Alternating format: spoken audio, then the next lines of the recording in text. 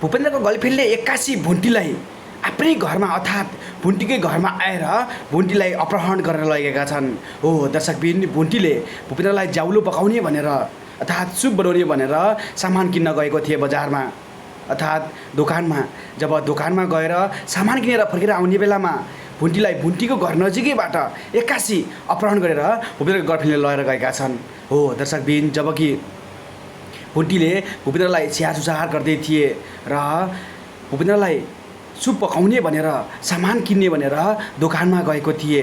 जब दोकानमा गएर सामान किनेर फर्केर आउने बेलामा भुन्टीलाई भुन्टीको घरको नजिकैबाट अपहरण गरेर लगेका छन् भूपेन्द्रको गर्लफ्रेन्डले।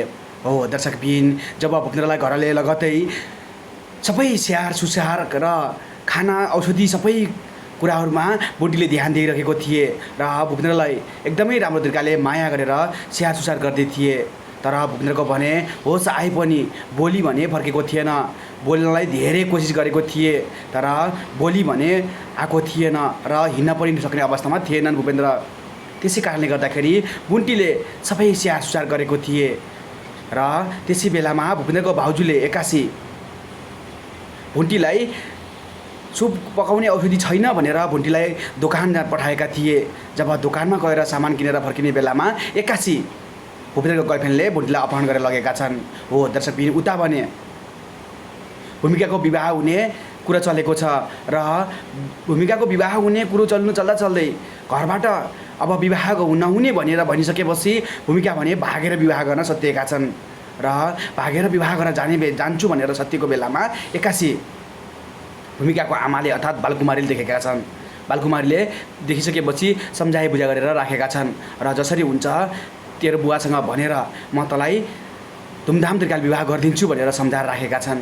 हो दर्शकबिन, यता भने भूपेन्द्रलाई होस आए पनि बोली नफर्केको अवस्थामा धेरै तनाव परेका छन्। भुन्टीलाई धेरै तनाव भएको छ र भूपेन्द्रको सबै हेरेख खाना सबै कुराहरूमा भुन्टीले राम्रो तरिकाले ध्यान दिएका छन् र राम्रो तरिकाले स्याहार सुसार गरेका छन्।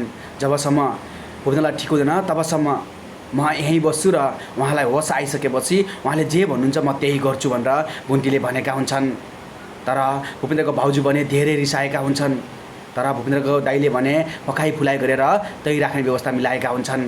जब तै राख्ने व्यवस्था मिलाइसकेपछि भुन्टीले सबै स्याहार सुसार गरेका हुन्छन् भने भूपेन्द्रलाई सुप पकाएर खान दिने भनेर जब सामान किन्न भनेर उनी बजार निक्लेको थिए अर्थात् दोकान निक्लेको थिए। दोकान गएर सबै सामान किनेर फर्केर आउने बेलामा एक्कासी भुन्टीलाई अपहरण गरेका छन् भूपेन्द्रको गर्लफ्रेन्डले।